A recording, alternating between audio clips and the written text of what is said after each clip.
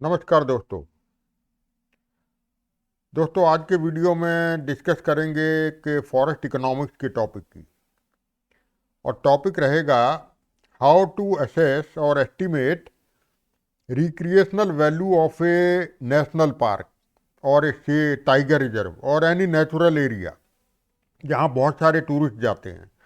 तो उसकी recreational value क्या है उस स्पॉट की, उसको कैसे असेस किया जाता है। तो फॉरेस्ट इकोनॉमिस्ट ने या इकोलॉजिकल एरिया के जो इकोनॉमिस्ट हैं उन्होंने कुछ मेथड इन्वेंट किए हुए हैं।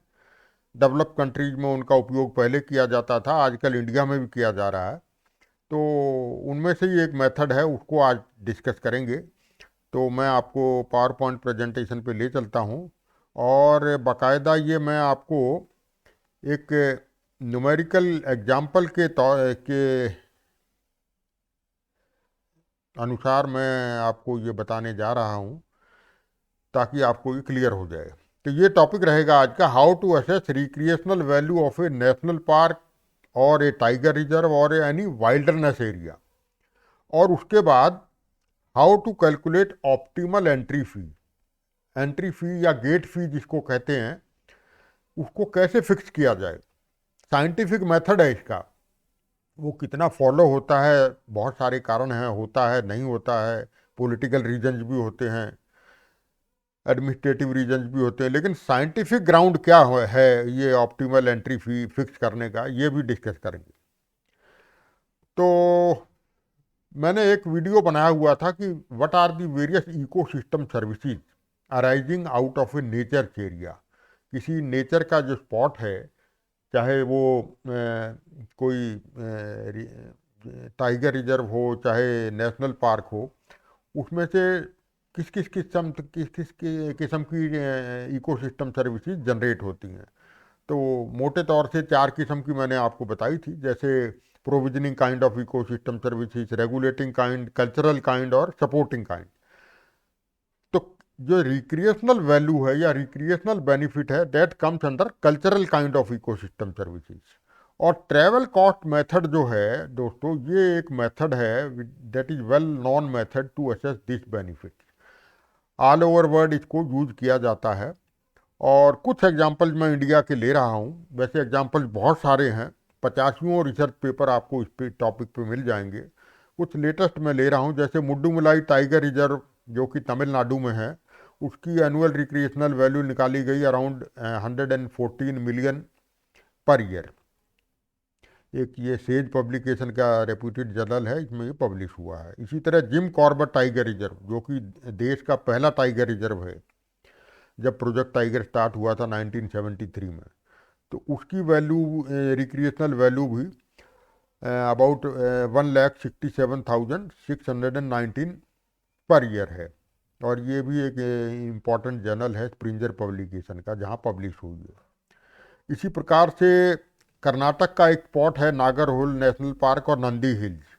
इन दोनों की कंबाइंड टुगेदर रिक्रिएशनल वैल्यू जो पर ईयर है, वो अराउंड वो है 323 मिलियन पर ईयर। और इसमें रिसर्चर ने फिर कंज्यूमर सरप्लस भी निकाला है, कंज्यूमर सरप्लस पर विजिट। ये कंज्यूमर सरप्लस क्या होता है, ये भी मैं अभी अगले नेक्स्ट स्लाइड में आपसे डिस्कस करूंगा। तो कंज्यूमर सरप्लस से मोटे तौर से ये होता है, पर विजिट जो कंज्यूमर सरप्लस होता है वो होता है ऑप्टिमम एंट्री फी। तो उसने नागरहोल नेशनल पार्क की एंट्री फी निकाली है $3 पर टूरिस्ट। और इसी तरह नंदी हिल्स की निकाली है अराउंड $7.5 पर विजिट। और बताया भी गया है the main implication of the study was to design the entry fee for the recreational sites and sustainable utilization of recreational ecosystem services for the present and future generation. जब तक आप recreational फी जो entry fee को optimise नहीं करेंगे, तो आपकी उसका रख रखाव जो है, मेंटेनेंस उसका ठीक तरह से नहीं होगा। क्योंकि अल्टीमेटली यही सब चीज़ें हैं जो कि गेट फी से जो अमाउंट आता है, that is spent on the near by people which are who are dependent on that national park, and they are also these fees are also used for conservation purposes of that spot. तो ये जो travel cost method है जिसको मैं discuss करूंगा, that is this method is attributed to Harold Hotelling. ये एक United states के सज्जन थे जिन्होंने इसको याद किया।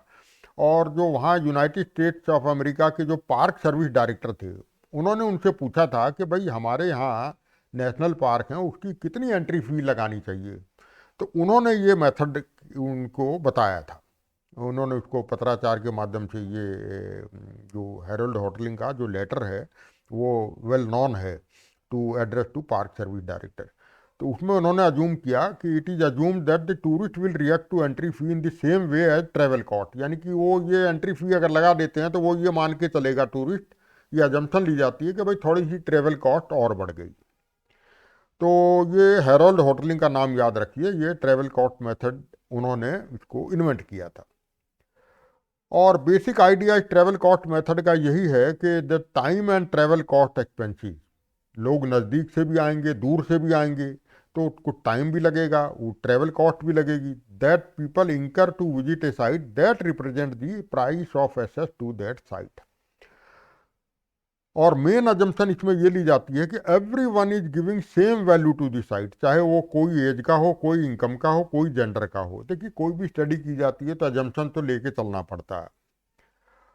तो ये एक अजम्पशन है, और अगर ये अजम्पशन फुलफिल हो जाती है तो then travel cost incurred by different visitors would only be a varying factor. जो नज़दीक से लोग आ रहे हैं वो कम पैसा स्पेंड करके आएंगे, जो दूर से आ रहे हैं वो ज़्यादा अमाउंट स्पेंड करके आएंगे। तो ये एक वेरिंग फैक्टर होगा जिससे कि हम एक डिमांड कर्व ड्रॉ कर सकते हैं, जो कि इकोनॉमिक्स का एक लॉ ऑफ डिमांड जो कर्व है उसी तरह की ये कर्व यहाँ जनरेट की जाती है। अब आते हैं कंज्यूमर सरप्लस पे, जो मैंने आपको बताया। तो कंज्यूमर सरप्लस इसमें क्या होता है, ये इकोनॉमिक्स का एक बहुत इंपॉर्टेंट कंसेप्ट है।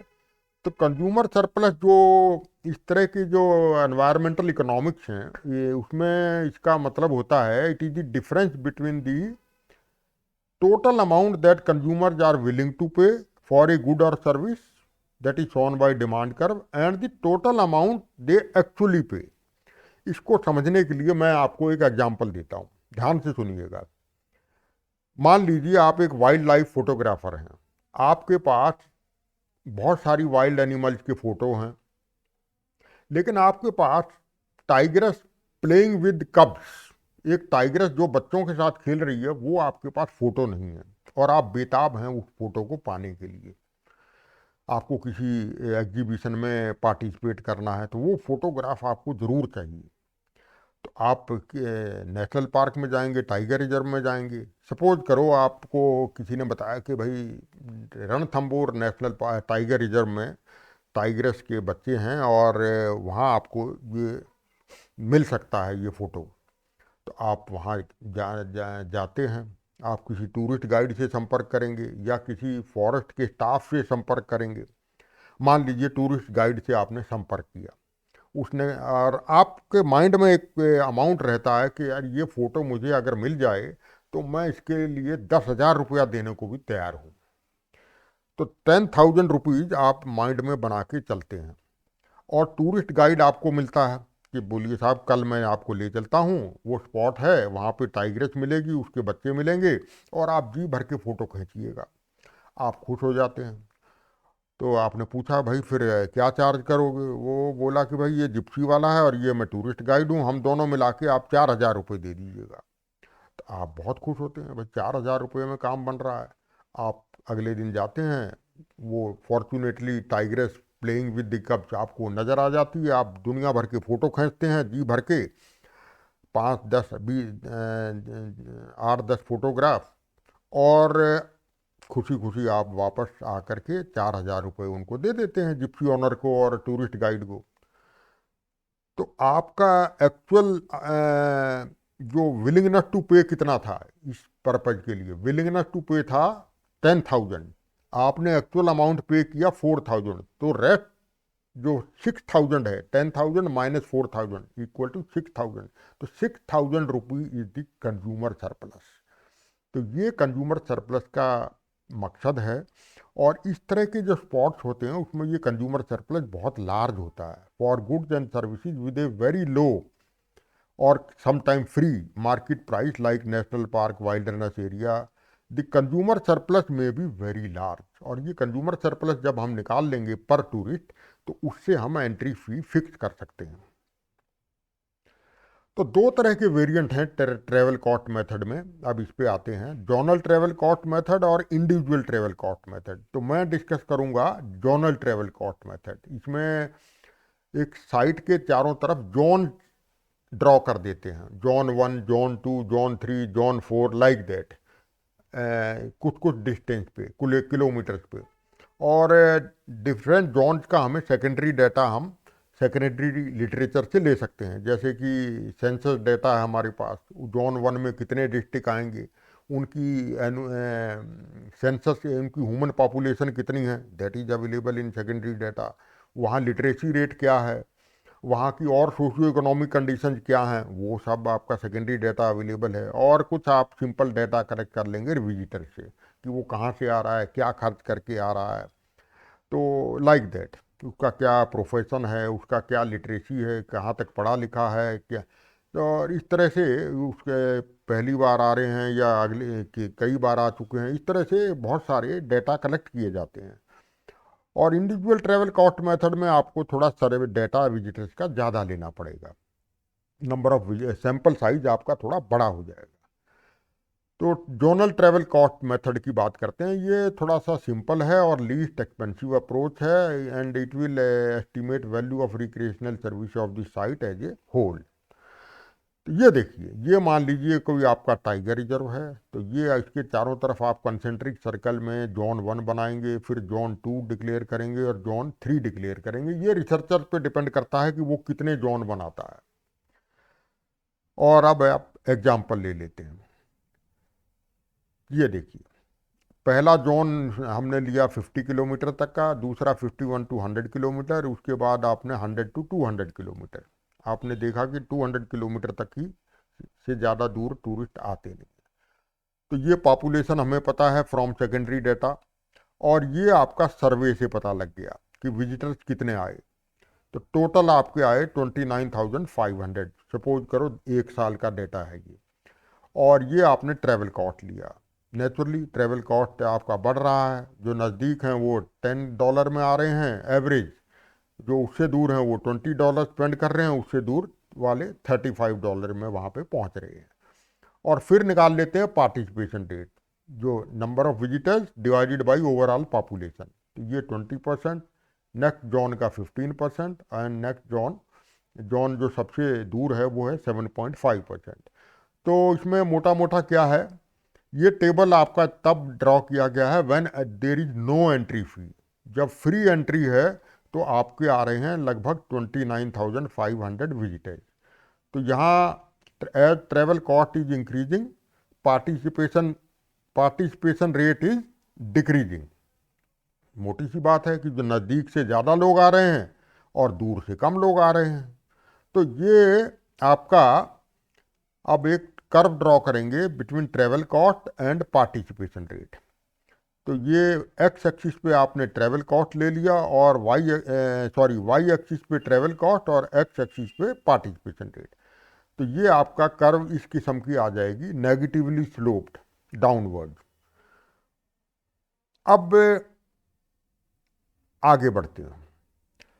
तो ये जो मैंने आपको टेबल दिखाया था वो है when there was no entry fee. अब मान लीजिए हम हाइपोथेटिकल इंक्रीज करते हैं एंट्री फी में, $5 की वहाँ एंट्री फी इंट्रोड्यूस कर देते हैं। जब $5 की एंट्री फी लगेगी, तो जो जोन 1 से जो बंदा आएगा उसको खर्च कर लेंगे 10 + 5 $15। जोन 2 से जो आएगा उसको खर्च कर लेंगे $25, और जोन 3 से जो आएगा उसको खर्च करने पड़ेंगे 35 + 5 $40। तो अब हम पार्टिसिपेशन रेट निकाल लेंगे।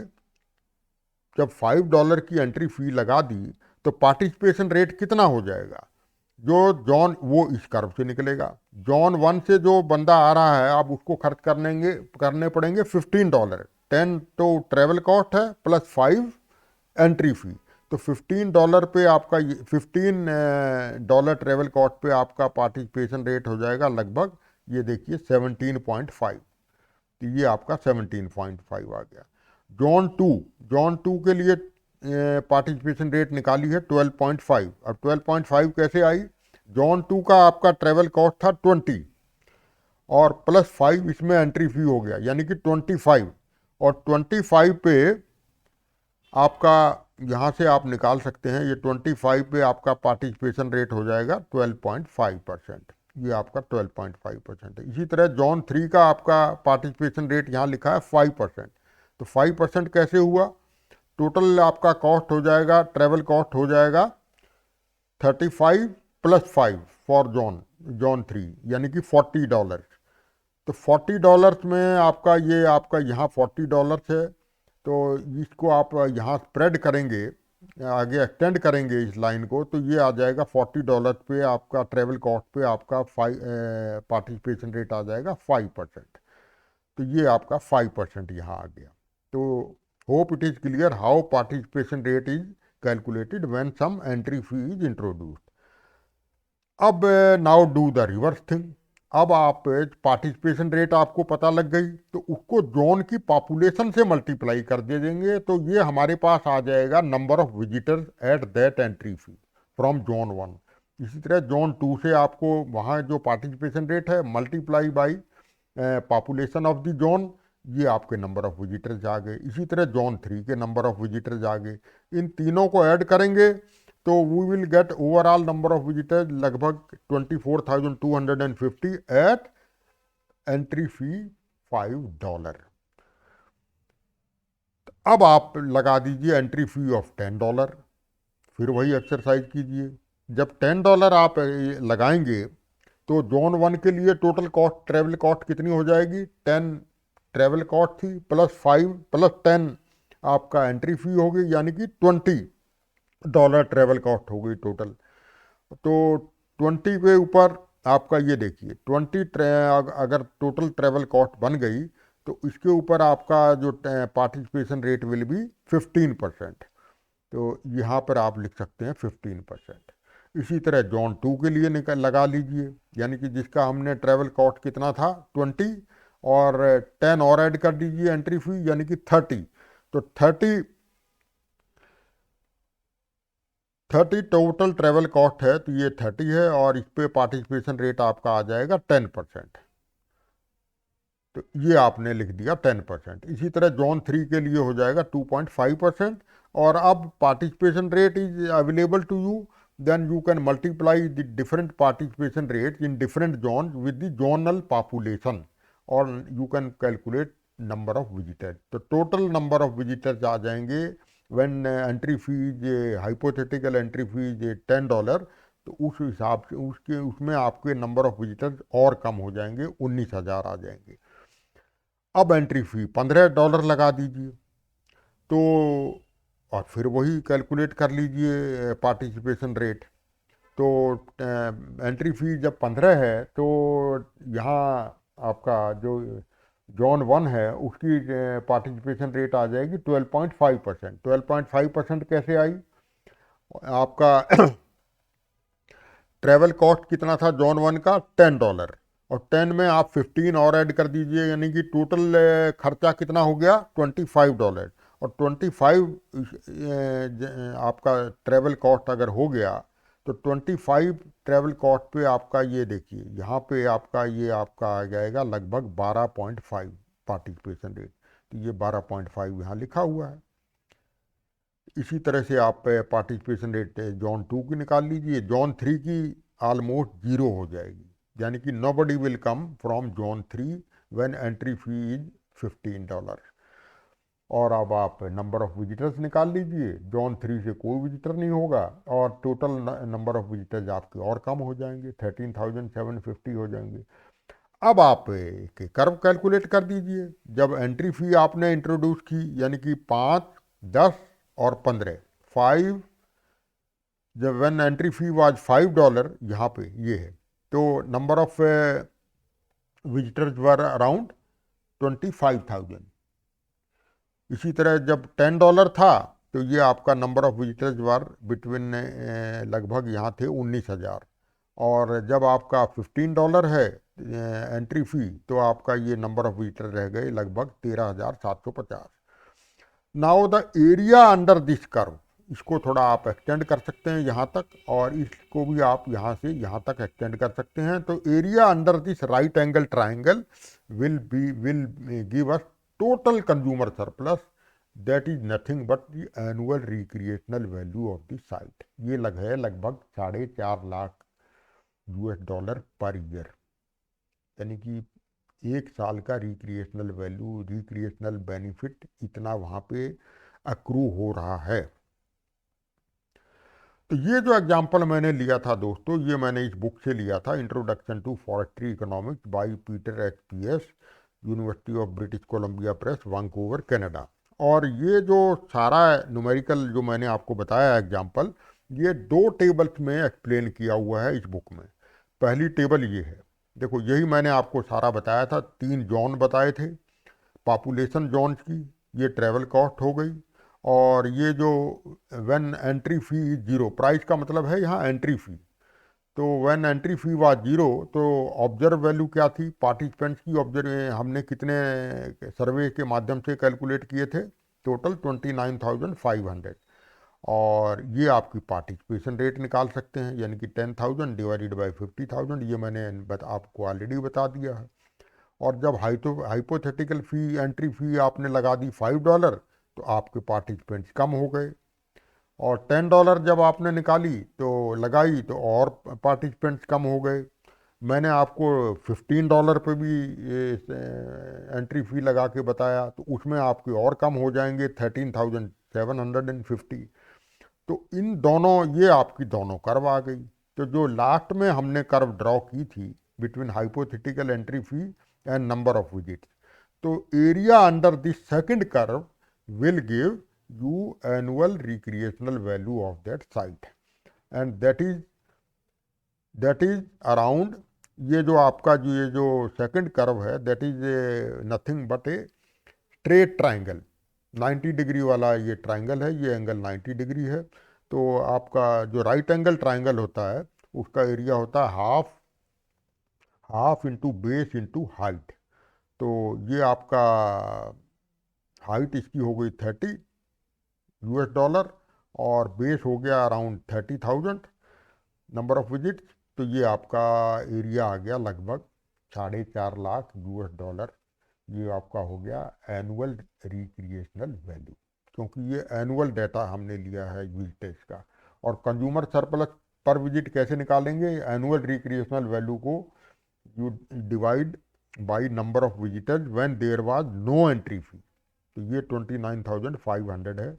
तो आपका optimum entry fee should be $15, यानी कि ₹12,300, ₹1,230, यानी कि अगर आपका $1 is equal to ₹82 Indian rupees, तो इतनी एंट्री फी आपको वहाँ लगानी चाहिए। एक और एग्जांपल ले लेते हैं। Next slide given table provide data, अगली स्लाइड में टेबल है, that data is obtained from a wilderness area pertaining to domestic tourist visiting the site when there is no entry fee. तो इस डेटा से हमें निकालना है ओवरऑल रिक्रिएशनल वैल्यू, यानी कि एनुअल रिक्रिएशनल वैल्यू, और हमें कंज्यूमर सरप्लस निकालना है। और हाइपोथेटिकल एंट्री फी आपको अज्यूम करनी है 100, 500 एंड 700 फॉर एनालिसिस पर्पज। ये डाटा आपको गिवन है। 4 जोन इसमें दिए हुए हैं, 100 किलोमीटर में है, 101 to 500 kilometre, 501 to 1000 and beyond 1000। ये जोनल पॉपुलेशन है। ये number of visit per year हैं। Total visit when there was no entry fee तो 28 लाख। और एवरेज कॉस्ट पर विजिट आपकी हर जोन में बढ़ रही है। दूर वाले जोन वाले स्पेंड करके आ रहे हैं अराउंड ₹4,000, जो सबसे कम ही दूरी से आ रहे हैं विद इन 100 किलोमीटर, वो एवरेज खर्च करके आ रहे हैं ₹500। तो यहाँ ये देखिए कि जोनल पॉपुलेशन से नंबर ऑफ विजिट ज़्यादा हैं, यानी कि यहाँ से लोग बार बार आ रहे हैं, एक साल में कई बार आ रहे हैं। इसी तरह से यहाँ से भी आप 3 लाख जोनल पॉपुलेशन है, लेकिन लोग ज़्यादा आ रहे हैं, इसलिए 12 लाख विजिट हो गई। केवल लास्ट वाले में आपके 10 लाख जोनल पॉपुलेशन में से 5 लाख विजिट्स हैं, ये थोड़ा कम है। तो यहाँ पे वो वही करिए। तो पहले तो हम विजिटेशन रेट निकाल लेंगे। तो विजिटेशन रेट जोन 1 के लिए हो जाएगा 900%। ये 100% से ज़्यादा इसलिए आ रहे हैं क्योंकि नंबर ऑफ विजिट्स ज़्यादा हैं with respect to zonal population. तो विजिटेशन रेट या आप जिसको पार्टिसिपेशन रेट भी कहते हैं वो आपने चारों की निकाल ली। और अब आप प्लॉट कर लीजिए। पहली कर्व हमने प्लॉट की थी ट्रैवल कॉस्ट और विजिटेशन रेट के बीच में। ये आपकी पहली कर्व आ गई। इसमें ये कर्व स्ट्रेट न होकर के थोड़ी सी कर्व फॉर्म में है। Travel cost on Y axis and visitation rate on X axis. और इस अब हम एंट्री फी, ये कर्व हमने प्लॉट की है when there is no entry fee. जो डेटा हमने लिया है तब ये था कि कोई एंट्री फी नहीं है, तब इतने टूरिस्ट आ रहे हैं 28 लाख। अब एंट्री फी लगा दीजिए। अब आप एंट्री फी जब 100 रुपीज़ लगाएंगे, जैसे कि एग्जाम्पल में दिया है कि क्वेश्चन में दिया हुआ है कि 100 रुपीज़ आपको लेके चलना है, तो आपके नंबर ऑफ विजिटर्स कम हो जाएंगे। क्यों कम हो जाएंगे वो मैं आपको ऑलरेडी एक्सप्लेन कर चुका हूँ लास्ट एग्जाम्पल में। इसी तरह हाइपोथेटिकल एंट्री फी जब 500 लगाएंगे तो number of visitors will still decrease. 23 lakh जब एंट्री फी जब नील थी तो मैंने आपको दिखाया एग्जाम्पल में, क्वेश्चन में दिया है 28 लाख विजिटर्स आए।